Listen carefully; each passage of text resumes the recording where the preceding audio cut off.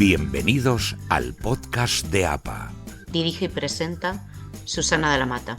Hola y bienvenidos al último episodio de este año 2024 del podcast de APA, la Asociación de Profesionales de la Producción Audiovisual. Un programa en el que recordaremos los momentos más interesantes que hemos tenido en los episodios publicados desde el verano y hasta ahora. Recuerda que puedes recuperar todos los programas en las plataformas de iVoox, Spotify, iTunes y YouTube Music, así como escuchar el último recopilatorio que publicamos y que corresponde a la primera parte del año. Quédate porque empezamos. Si quieres ingresar en APA como nuevo miembro, encontrarás toda la información de los tipos de socios que te proporcionamos y el formulario de solicitud de alta en nuestra web www.asociacionapa.es en Hazte Socio. Si eres proveedor de servicios al audiovisual y quieres que te conozcan nuestros asociados y el sector, aquí tienes un nuevo canal, el podcast de APA. Ponte en contacto con nosotros en info@asociacionapa.es o infórmate en nuestra web www.asociacionapa.es. Durante este año, si eres socio, trae un amigo profesional de producción audiovisual a APA y te regalamos una cuota trimestral y a él también. ¿Eres estudiante y quieres dedicarte al cine, a la publicidad o al mundo de las series de ficción? Pues ahora ya puedes formar parte de APA. Hemos creado para ti APA Junior. Infórmate en nuestra web.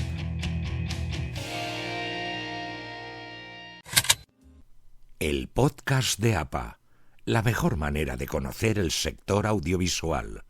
Síguenos. Con la vuelta del verano llegó la entrevista a 3 de nuestros socios juniors, que nos transmitieron toda la ilusión que tienen por empezar a labrarse un futuro en la industria audiovisual. Esto es un pequeño resumen de lo que nos contaron Iris Costalago, Diego Sánchez Valdepeñas y Cristina Enrich. Bueno, pues yo desde muy pequeñita, a mí me llamaba mucho la atención el cine o los rodajes. Fue una vez que mi madre decide apuntarme a un campamento llamado Cinema Camp, que es un campamento hecho por un chico de Castilla y León que busca democratizar el hecho de que chavales de pueblitos pequeños se puedan conocer y se encuentren con los mismos gustos.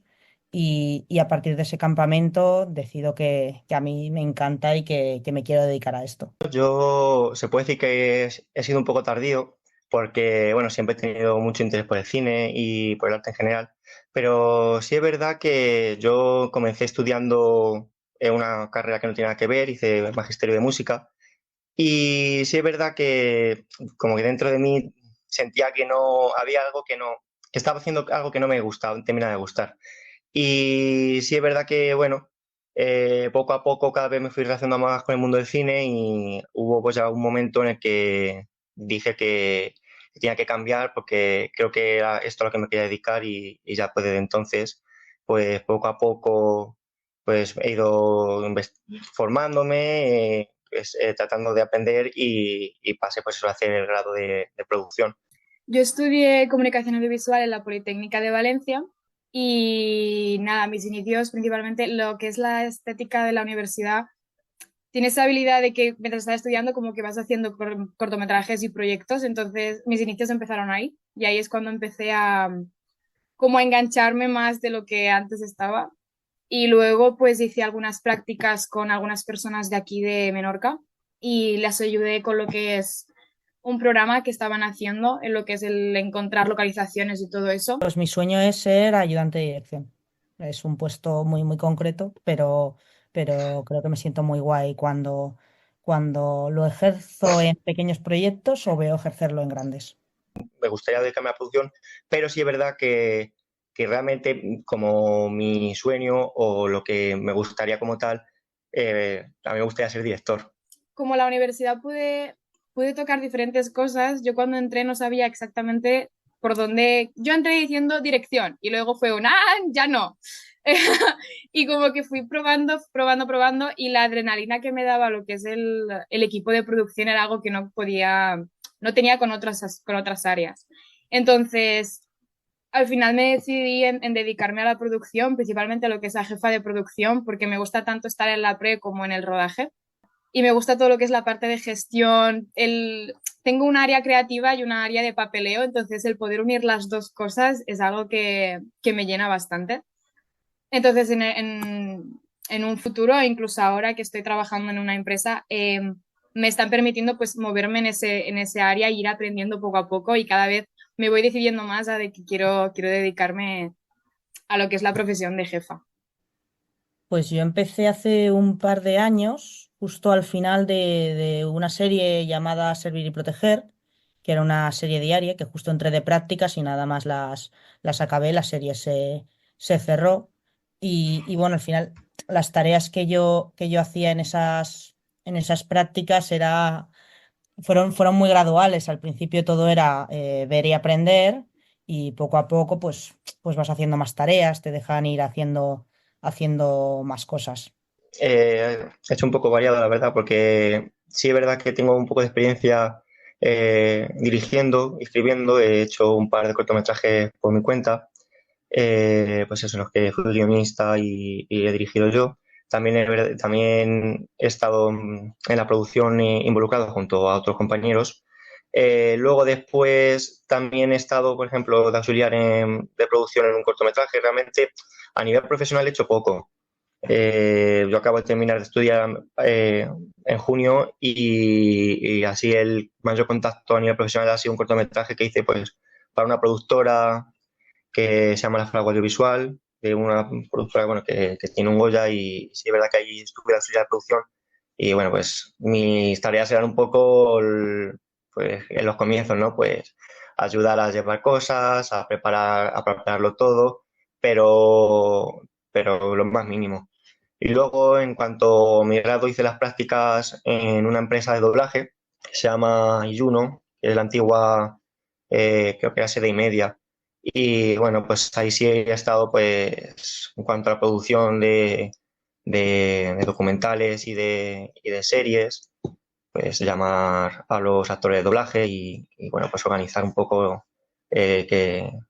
cuándo se va a grabar pues las líneas, las frases y eso. Las primeras prácticas que tuve fueron con la empresa esta de aquí de Menorca, que estaban haciendo lo que es un programa que se llamaba Carrers y me pidieron que les ayudara con la parte de localizaciones. Es decir, mi trabajo era hablar con los propietarios de los espacios donde ellos querían grabar, ir a verlos, ir a hacer fotos para ver cómo iban a colocar las cámaras y si era viable hacerlo ahí, y convencer un poco a lo que son los propietarios para que nos dejasen ir a lo que es el espacio, concordar un poco las horas y todo. Esas eran principalmente mis tareas en ese proyecto. Luego, cuando estuve en la universidad, estuve en una asociación que está dentro de la universidad, donde les ayudaba a montar lo que son eventos, hacer fotografías, hablar con ONGs para invitarlos a los eventos y cosas así. Esas prácticas fueron como más tranquilas, no fueron tan excitantes como la otra, pero sí que es verdad que también me permitieron pues aprender a gestionar todo eso.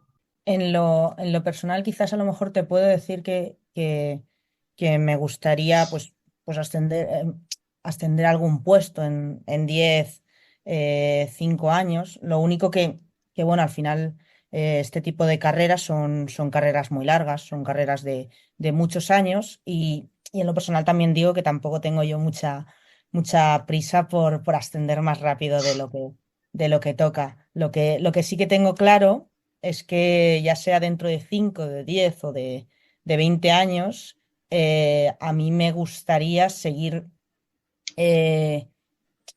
igual que ahora a nivel de cómo vivo, cómo estoy viviendo ahora mismo mi vida, cada vez que estoy en un proyecto, cada vez que estoy en un rodaje, que al final es un continuo aprendizaje de cosas que quizás hace un par de años las veía muy difíciles de hacer, ahora de repente las hago más fáciles y surgen nuevos retos. Entonces, a mí me gustaría seguir igual, con un poco, quizás con ese brillo en los ojos que se tiene cuando se inicia o cuando se lleva poquito, pues me gustaría seguir con ese.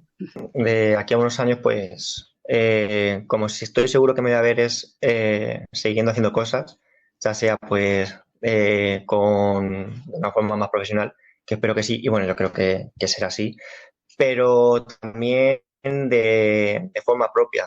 Además que, bueno, como sueño y como objetivo que tengo, pues me encantaría que, bueno, que en un futuro pues estuviese como un realizador o director que puede llegar a hacer sus proyectos de forma profesional y viviendo de ello. Yo ahora estoy en Menorca porque ahora estoy trabajando para poder permitirme lo que es el máster luego de jefa de producción, pero quiero decir que en 5 o 10 años yo quiero verme en la península. Madrid, Barcelona o Valencia, en algún sitio de estos, moviéndome en lo que son los géneros cinematográficos que a mí me gustan, que son el documental y lo que son los cortometrajes de terror principalmente. Y es como que prefiero imaginarme que voy a estar ahí, no quiero saber qué voy a estar haciendo, porque es como vamos a dejarlo a la imaginación, pero quiero seguir sintiendo esa adrenalina que cuando he empezado ahora. Quiero, en plan, que en 10 años no esté cansada de esto y decir, ostras, ya quiero dejarlo. Es como quiero con 10 años decir, vale, sigo sintiendo la misma emoción y he podido empezar a trabajar y sigo trabajando de lo que me apasionaba cuando tenía 22. También pudimos entrevistar a Ángel Mejino, de la empresa Amegino, patrocinador APA desde hace más de 8 años, para que nos contase cómo empezó a trabajar en la empresa de transporte que ha dado tanto a las producciones audiovisuales y algunas anécdotas que hubiese tenido a lo largo de tantos años de trabajo. Esto fue lo que nos dijo. La empresa la fundó mi padre. Lo que pasa es que mi padre empezó haciendo cine americano porque era la época del boom del cine americano en España. Yo de alguna forma luego la fui cambiando porque fui el que me metí en el cine español. Y yo desde que estoy pues he hecho casi todo el cine español. Algunas cosas extranjeras, pero prácticamente todo el cine español. Mi padre empezó en esto en el año 1956, porque hay que hablar ya del siglo XX. Y luego yo me incorporé con él pues en el año 68. A partir de entonces, desde que yo llevo la empresa. Y bueno, haciendo sobre todo cine español por mi parte, que ya el número de películas desde entonces hasta hoy han pasado con bastante por encima de las 1000.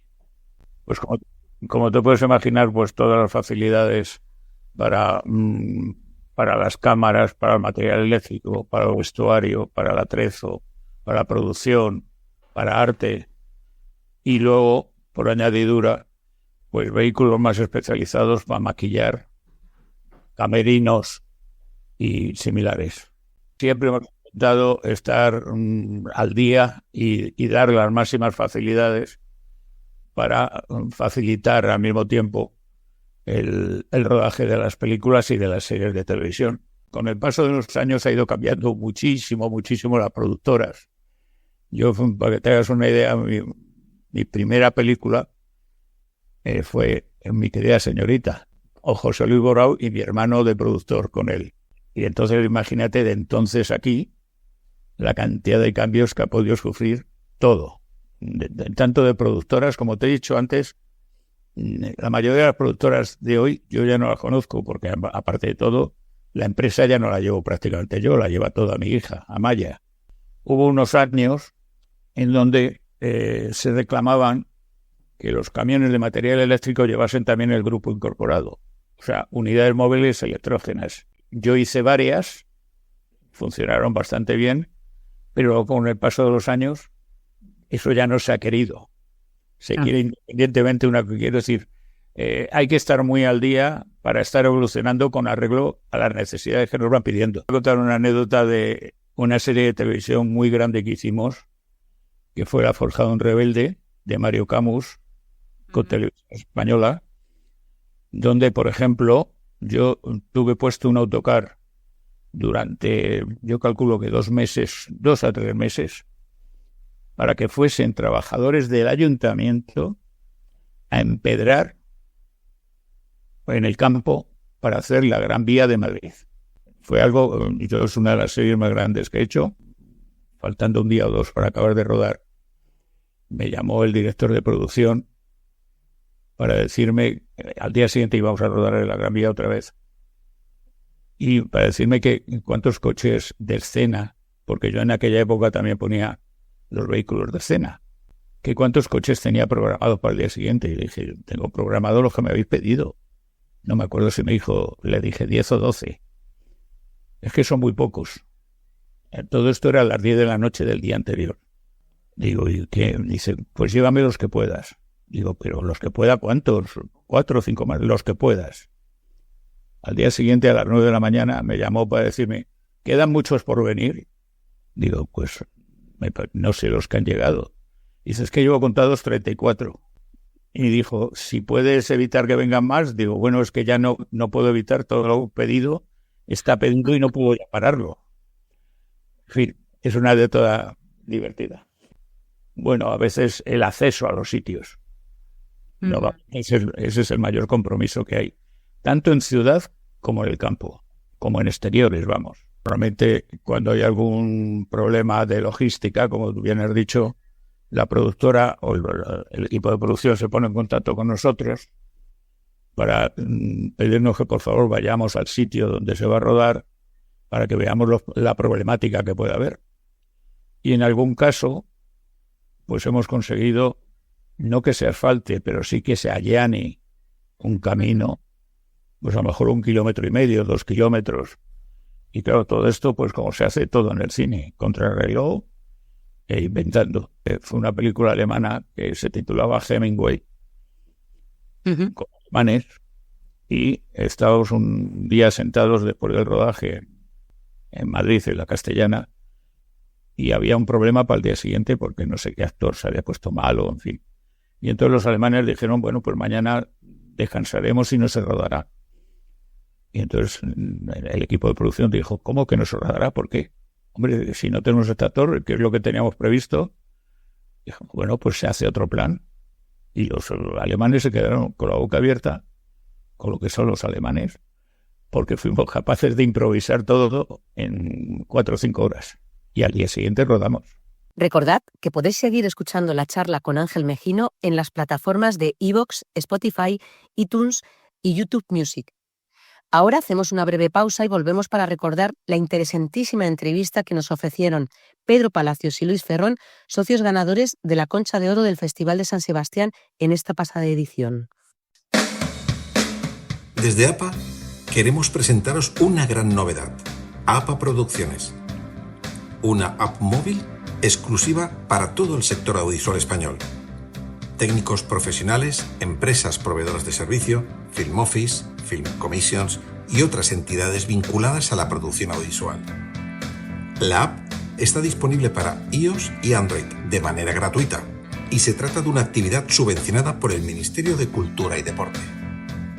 Esta app pretende ser una herramienta clave para mejorar y agilizar el trabajo a productoras y profesionales que vayan a realizar un rodaje en cualquier parte de España. La aplicación cuenta con una base de datos repleta de información de todos los sectores con acceso a los servicios que proporcionan empresas proveedoras al audiovisual, las Film Office y otras entidades vinculadas a la producción para asistirles con los diferentes trámites necesarios para llevar a cabo. Además, la app incluye una base de datos de técnicos profesionales registrados, sean miembros de APA o no, facilitando así su contacto para su posible contratación. También permite que puedan contactar entre ellos y acceder a información ampliada. Los usuarios podrán recibir alertas y notificaciones importantes del lugar donde estén, avisos meteorológicos o alertas, o suscribirse al boletín de noticias quincenal de la asociación. Puedes descargarla en las plataformas de Android e iOS. Para más información, visita nuestra web o contáctanos. Como recordaréis, tuvimos la oportunidad de entrevistar a los socios productores de la película documental Tardes de Soledad, de Albert Serra, que se llevó nada más y nada menos que la Concha de Oro en el pasado Festival de San Sebastián. Quisimos darles la enhorabuena y hablar con Luis Ferrón y Pedro Palacios para que nos contasen el complejo proceso de rodar la película que acompaña al torero Andrés Rocarrey antes y después de salir a torear. Esto es un breve resumen de lo que nos contaron. La idea de la película era juntar un poco a un director, un artista como es Albert Serra, tan peculiar, tan personal, tan singular, y juntar un mundo para un mundo como es la tauromaquia, tan importante en la sociedad española, en la historia de la sociedad española, para tratar de indagar, ¿no? Como una cosa tan antigua, tan ancestral, todavía pervive, a pesar que creemos o que siempre hemos creído que era algo que se iba muriendo poco a poco, ¿no? Que se iba cayendo poco a poco. Y la idea era por qué jóvenes, como el torero al que reflejamos, se siguen dedicando a eso, con chavales de 25, 27 años que quieren jugarse la vida para ganársela cuando no tienen por qué en los tiempos que corren. Ese era un poco el ejercicio. Luego, como es lógico, en un documental todo se va transformando, vas conociendo nuevas cosas, vas encontrándote con situaciones novedosas. Al principio de hecho hemos grabado a otros toreros, a Paulo Aguado, ¿no?, que también formaba parte un poco de la propuesta, y finalmente al final vimos que era necesario separarlo porque tanto uno como otro tenían una vida propia, ¿vale? Bueno, la idea era un poco esa, el resultado es el que hemos sacado, contar muy de cerca algo que es muy difícil de ver para alguien que incluso que va a una plaza de toros, que es ver al torero de cerca, verle, escucharle, lo que nunca puedes escuchar ni siquiera en una plaza, ni siquiera estando cerca de los toreros dentro de una plaza, y tratar de indagar en el mundo interior que tiene el torero. Sobre todo era intentar descubrir el miedo que tiene el torero cuando se tiene que enfrentar a cada día que acude a una plaza para matar 2 toros. En principio le tocan de los 6 toros que se matan en una corrida, ¿no? Y ese era un poco el ejercicio. El resultado es este que hemos visto en San Sebastián. La producción de la película, sobre todo la parte de financiación, ha sido larga y compleja. Yo creo que casi todas las películas lo es, pero aquí había el añadido de ser un tema que de entrada, solo por el tema ya produce cierto respeto o cierta inquietud.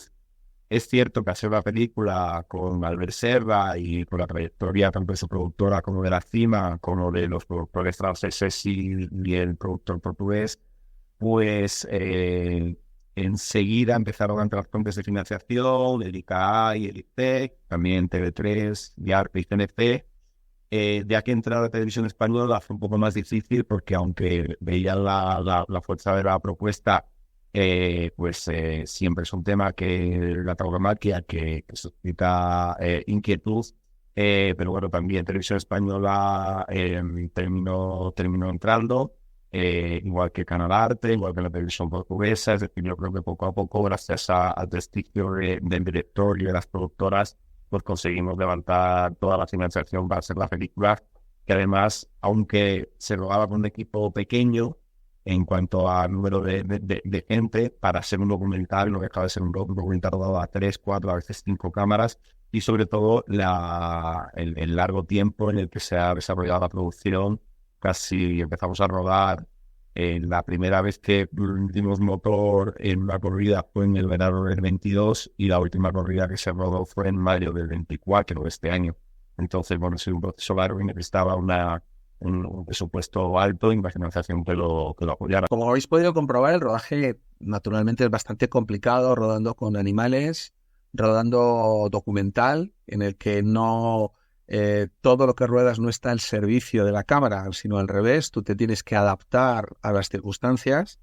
Rodar además en plazas de toros es muy complicado primero porque cada plaza tiene su idiosincrasia. No siempre puedes colocarte con la cámara en el mejor sitio adecuado. Nunca sabes dónde va a torear el torero, nunca sabes dónde van a ocurrir los acontecimientos. Tampoco sabes muy bien lo que tienes que rodar, ¿no? Y entonces, al final, nosotros lo que teníamos preparado siempre era un dispositivo en cada plaza de toros, con muchas cámaras. Al principio empezamos con una idea de 9 cámaras, luego la hemos rodado con 6 cámaras, y luego en otras plazas hemos rodado ya con 3 cámaras, ¿no? Cuando ya hemos ido aprendiendo cómo se tenía que rodar eso que nosotros queríamos rodar, porque... hasta ahora se hacen retransmisiones, hay una cultura de la retransmisión, sobre todo con Canal Plus y con otras televisiones autonómicas que emiten, que retransmiten corridas de toros. Pero lo que ellos quieren sacar, nosotros no lo queríamos sacar. Nosotros queríamos centrarnos en la figura del torero, ¿vale? Y por eso le teníamos que retratar muy de cerca, ¿vale? Retratar muy de cerca con una cámara que está muy alejada, que no sabes el movimiento que va a tener el propio torero, no sabes lo que va a ocurrir, es bastante complejo por el tipo de maquinaria que tienes que llevar, el tipo de ópticas, Bueno, y sobre todo que los operadores que trabajan habitualmente con Albert, que son muy virtuosos, pero no conocían tampoco la mecánica de una corrida de toros, no tenían la experiencia de saber qué es lo que ocurre, lo han tenido que ir aprendiendo. Ahora te diría que se lo saben todos muy bien, se han convertido en expertos y entonces, bueno, se nos antojó bastante complicado. Eso en lo que es el aspecto de las corridas de toros que nosotros rodábamos. En un primer momento queríamos rodar una gran corrida con los dos toreros y retratarles a los dos toreros y que hacer que todo lo que saliese de ahí con muchas cámaras poder montarlo. Pero finalmente nos dimos cuenta que no era viable, ¿vale? Que no era viable. Además lo queríamos rodar en Las Ventas, en Madrid, en la Catedral del Toreo. Luego nos dimos cuenta que cada plaza tiene su idiosincrasia, tiene sus momentos. Entonces, bueno, al final decidimos ir rodando, aprender a rodarlo. Y al final decidimos que lo mejor era seguir rodando. Entonces hay como 800 horas que han tenido que luego volcarse en una postproducción muy larga que ha tenido que hacerlo entre el contador y el propio Albert, que también es montador. Y eso ha tenido que seleccionar lo mejor que había para construir finalmente el guión, que es como también muchas veces se tiene que hacer el propio documental, ¿no? Bueno, dificultades todas a lo que es la plaza, lo que es el rodaje de la plaza, pero luego necesitábamos también rodar algo que ocurriese fuera de la plaza. Y entonces rodábamos los trayectos que había desde el hotel hasta la plaza, con una GoPro que poníamos en la furgoneta donde está toda la cuadrilla que se dirige juntos a la plaza, junto con el torero. Y lo que sucediese. De hecho, no había ningún operador, nadie allí, no sabíamos lo que ocurría hasta que luego lo veíamos en postproducción. Eso lo hacíamos en el viaje de ida, que son 10-15 minutos habitualmente desde cada plaza, y posteriormente en la vuelta, ¿vale? Entonces era esperar a ver qué nos encontramos y qué nos decía, qué ocurría todo en ese periplo. Y luego también hemos rodado pues, vestirse y desvestirse al torero, ¿no? Todo tiene su liturgia, se le conoce de forma más íntima. Hay que decir que el torero ha sido profundamente generoso con su tiempo y nos ha abierto mucho su intimidad, que hemos completamente tratado de mantener respetuosamente, y gracias a esa complicidad creo que se ha conseguido esta simbiosis entre cine y toros que hace tan atractivo al espectador. Creo que esto era una idea que Albert ya tenía hace tiempo. Yo me incorporé a la película porque en mayo del 19, yo era gerente de la ICANN todavía, trajimos a Albert para hacer un seminario a la ICANN para hablar durante 4 días de todo su proceso, desde el guión, rodaje, montaje y posterior distribución de nuestras películas. En algún momento en la charla se hablaba de que nunca se había planteado hacer documental, aunque siempre dicen que sus rodajes de ficción tienen un planteamiento relativamente cercano a la narrativa o a los dispositivos de documental, y dijo que para que él hiciera un documental tenía que ser un tema intenso, donde la verdad no se pudiera esconder y donde fuera un tema de mucha potencia, y dijo que un tema que le podría interesar para hacer una película de toros sería una película documental, perdón, sería la tauromaquia. Después, por casualidad, porque llevábamos tiempo también queriendo ver a Frederick Wiseman, el gran director de documentales americano, a la ICANN, coincidió que al ver el sábado, un lunes a un jueves, y trajimos a Fred Wiseman un viernes y un sábado, y pues nos lo llevamos a cenar para que se conocieran, porque me parece interesante. Empezamos a hablar de tauromaquia porque Fred quería ir a una corrida, que estábamos en mayo, a Las Ventas, y empezamos a hablar retomando con esa idea que le había escuchado al ver, de que quería hacer un documental. Empezamos a hablar del libro de Chávez Nogales, un famoso libro de Chávez Nogales, Juan Belmonte, Matador de Toros, y empezamos a hablar de un capítulo especialmente interesante que hay en el libro, donde se habla del miedo y el sufrimiento del torero, porque en esos lugares comunes que suele haber sobre cualquier tema dentro de la tauromaquia, siempre se acaba hablando o del valor del torero, o del sufrimiento del toro, o de si la tauromaquia una cosa o la tauromaquia la otra, pero nos parecía que un tema que no se había tratado, que no se había tratado en profundidad, era el sufrimiento y el miedo del torero. Y a partir de ahí empezamos a pensar con qué torero podríamos contar. A ver, algunos amigos me recomendaron a algunos toreros y en primera instancia, bueno, dentro de esa terna de toreros, alguien habló de Pablo Aguado, que era un torero que justo en 2018-2019 estaba empezando y había tenido unos grandes éxitos tanto en Sevilla como en Madrid. Y a través de contactos míos hablamos con los abogados de Pablo Aguado, me convencimos para que nos acompañaran en el viaje de rodar la película. Y fueron ellos, precisamente Curro Vázquez, que entonces era apoderado de Pablo, el que nos recomendó que para acompañar a Pablo en el documental siguiéramos a Andrés Rocarrey, que a día de hoy es el número uno indiscutible, pero que en aquel momento era un torero que sí, que estaba como... llevaba ya varios años toreando y cada vez iba subiendo en el escalafón. En la proyección oficial donde estuvimos nosotros, la verdad que ver un teatro cursal de San Sebastián completamente lleno, que no había localidades, ver que, bueno, verlo todo esto en pantalla grande, yo creo que impresiona, no te deja indiferente. Te gusten los toros, no te gusten los toros, pero te quedas viendo las imágenes, te atrapan.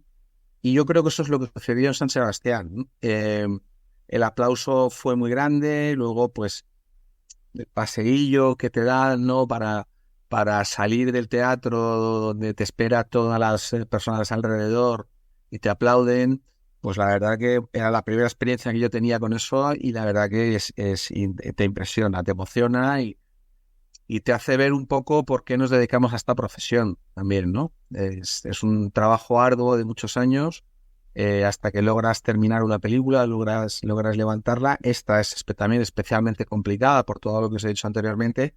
Y claro, cuando ves que al final hay un reconocimiento, el espectador te lo agradece con un aplauso y que te espera la salida, pues hombre, eso no tiene precio. Yo lo viví con bastante tensión porque bueno, llevas 5 años trabajando en un proyecto, que te he dicho que empezamos a hablar Albert y yo esta película en 2019.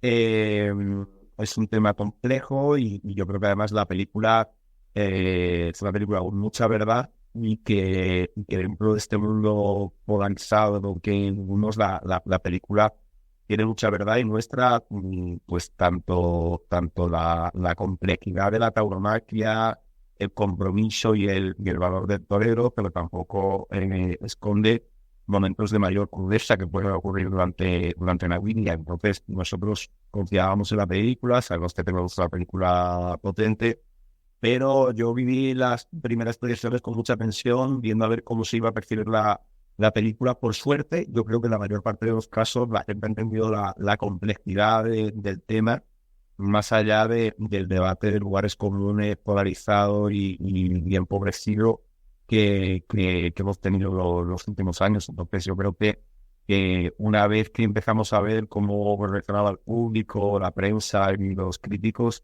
pues ya nos relajamos un poco más viendo que se estaba entendiendo la película dentro de la obra de arte que es, dentro de la honestidad y a la vez de la complejidad de la propia materia que retrata.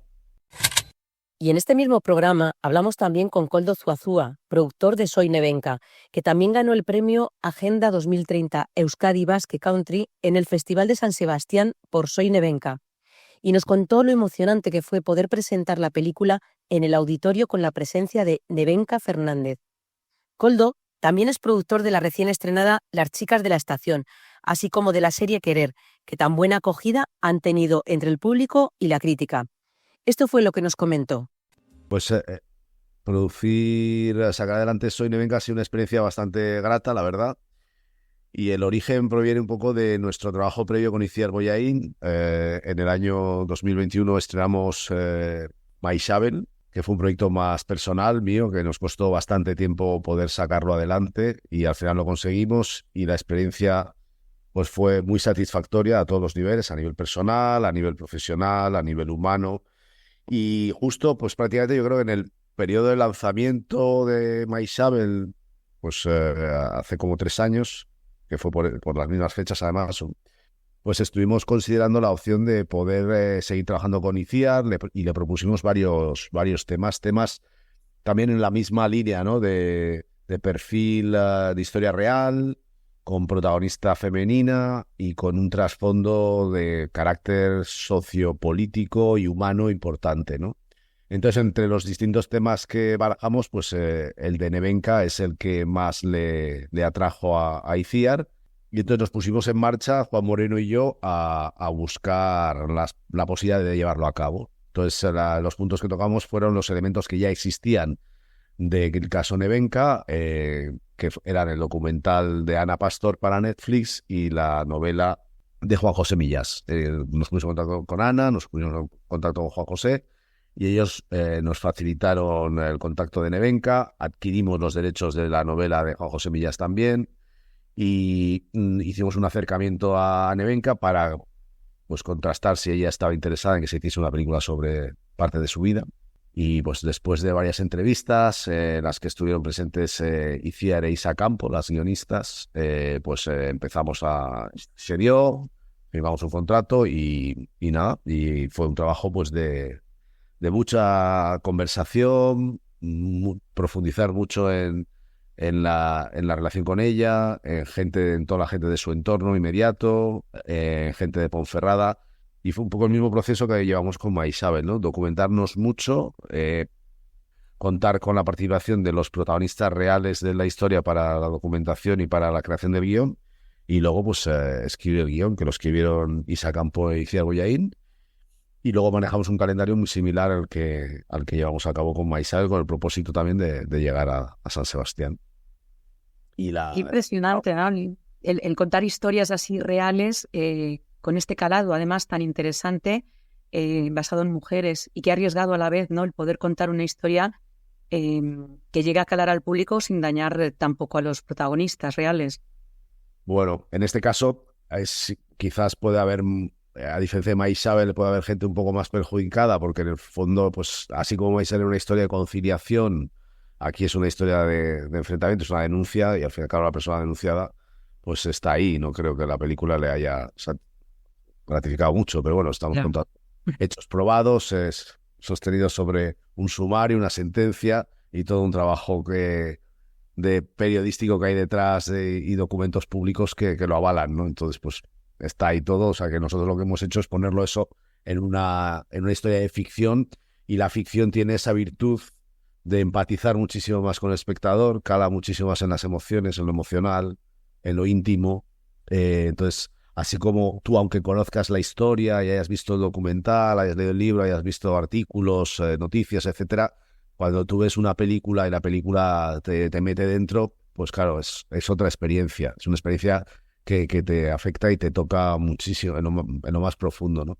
Entonces, es muy gratificante ver en este tipo de pelis las reacciones de la audiencia, del público, ¿no? La gratificación que supone muchas veces por parte de algunos espectadores de que te den las gracias por hacer estas películas, lo que para ellos supone a nivel pues de experiencia emocional, ¿no? Que muchas, pues yo recuerdo el otro día en una proyección en la que estuve, que hubo un coloquio después y muchas mujeres empezaron a hablar de casos personales que a ellas les habían ocurrido y que nunca se habían atrevido a contar, y de repente empezó allí una especie como pues no sé, te decía que es algo, una performance colectiva en que todo el mundo se apoyaba, y fue una experiencia muy gratificante el ver ese tipo de reacciones, ¿no? O sea, al final son películas que tocan en lo más íntimo, que te afectan en lo emocional, en lo humano, y eso tiene pues obviamente un sentido. Es un cine pues que en ese sentido a mí me apetece hacer muchas veces por eso. Porque creo que, me refería, sin resultar muy pretencioso, pero es como que ayudas a construir un mundo un poquito mejor. Al hilo de estas reacciones tan emocionantes y tal del público, pues yo me gusta, o sea, recordaré toda mi vida el estreno en el Cursal, ¿no? El día 21 de septiembre, que Nevenka Fernández, el personaje real, estaba en el auditorio un poco así de escondidas, y al acabar la peli, que empezó todo el público se puso en pie a aplaudir, ICIAR la trajo de la butaca, que estaba a unas filas de donde estábamos nosotros sentados con el foco, y la trajo hacia ella y se dieron un abrazo, luego se dieron un abrazo con Mireia, bueno, se abrazaron ahí todos y fue una cosa pues catártica, la verdad. Las 1.700 personas del Cursal aplaudiendo de manera ininterrumpida durante 15 minutos y luego toda la bajada de las escaleras con ellas, pues fue algo realmente conmovedor. Koldo, mencionábamos antes que también estrenáis ya la miniserie Querer, de Alauda Ruiz de Azúa en Movistar Plus. ¿Qué nos puedes adelantar de esta historia?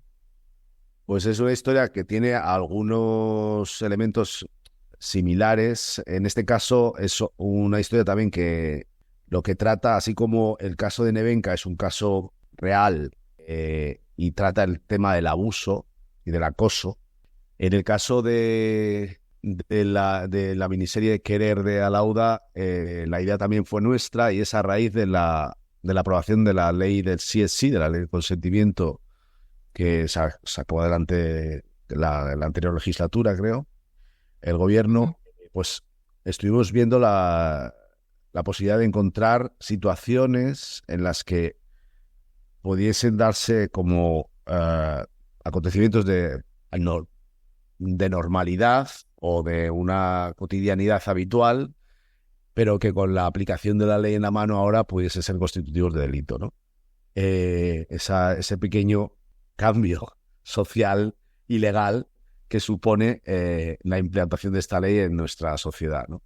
Entonces, entre los distintos supuestos encontramos uno, que creo que era un artículo de un jurista granadino que enumeraba varios casos y nos pareció muy, muy interesante el valorar eso, pues socialmente, cómo podía eso afectarnos en nuestra cultura en el sentido general, ¿no? En nuestro comportamiento cultural o social.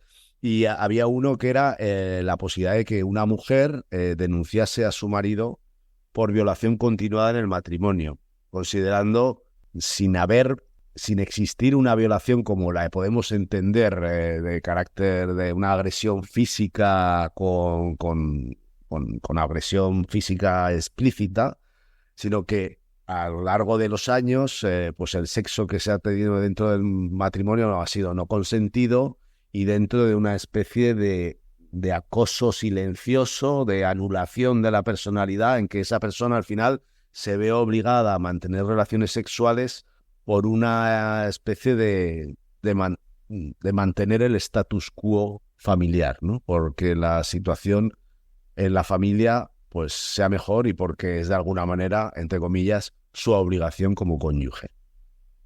Entonces creemos que era un debate interesantísimo porque aún considerando que en muchas parejas y muchos entornos de nuestra sociedad eso está absolutamente, probablemente superado, en otros tanto, y en otras parejas quizás no tan lejanas de nuestra vida y nuestra cultura, pues tampoco. Y nos pusimos a investigar sobre ello y nos dimos cuenta que, claro, que era un pastel importante a desarrollar. Y la verdad es que la serie ha quedado extraordinaria, estamos súper contentos. Es una serie pues que muy contenida, súper trabajada por parte de Alauda y de los guionistas. Está también muy documentada con testimonios de mujeres que han sufrido maltrato, con abogadas, con psicólogas, con juezas.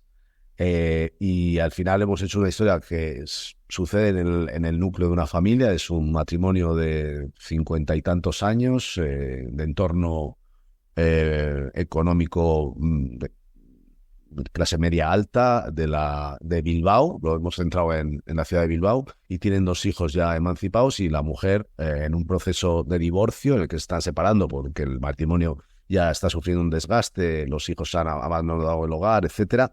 Las abogadas le recomiendan que por los antecedentes y por lo que describe, además de divorciarse, puede denunciar a su marido por violación. Y lo hace. La mujer lo hace y eso desencadena pues una especie de bomba de racimo en la familia y en el entorno de amistad y laboral de la pareja. Aprovecho y te pregunto también por Las chicas de la estación, de Juana Macías. También es una historia basada en hechos reales. ¿Qué nos puedes contar? Inspirada en hechos reales, está pues también de cierto compromiso social, pues está un poco inspirado en los casos que han sucedido en distintas comunidades autónomas. En esta en concreto nos inspiramos en un caso que sucedió en Palma de Mallorca, que es como las chicos que residen en los pisos tutelados, que de alguna manera están soportados o tutelados subvencionados por las diputaciones normalmente, caen en redes de trata de prostitución. Gente con familias desestructuradas, menores con familias desestructuradas, o con situaciones distintas en sus familias, pues entran en estos centros tutelados, pero por sus necesidades económicas y por su situación, pues a veces caen en estas redes que están ahí merodeando los centros, y por parte de los centros pues no hay nunca o no suele estar el control suficiente para preservarles y de alguna manera recomendarles no caer en esto, ¿no? Entonces, pues es una historia que trata sobre un grupo de chicas que caen en una red de prostitución en Mallorca, en la estación de autobuses de Mallorca concretamente.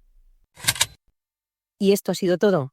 Ha sido un placer acompañaros durante todo el año como conductora de este podcast, en el que tratamos de acercaros un poco más la realidad de la producción audiovisual. Recordad que a inicios de este 2024 también pudimos charlar con los socios nominados a los premios Goya, y hemos hablado también con algunos de nuestros patrocinadores, por lo que podéis recuperar los programas cuando queráis en las plataformas disponibles. Desde la Asociación de Profesionales de Producción Audiovisual, APA, queremos agradeceros por acompañarnos un año más en nuestro podcast. Vuestro apoyo y conexión nos inspiran a seguir creando contenido valioso para todos vosotros. Os deseamos un feliz cierre de año y un 2025 lleno de creatividad e inspiración. Nos escuchamos el próximo año. Pero antes de irnos queremos dar las gracias a nuestra gerente Beatriz Lago, a nuestros socios de APA, quienes van interviniendo con sus voces para las cuñas que nos informan de nuestra asociación. Gracias, compañeros. Y Arturo Cres, quien nos ha dejado usar las músicas de librería que han acompañado este programa de podcast. Muchas gracias y hasta el próximo programa.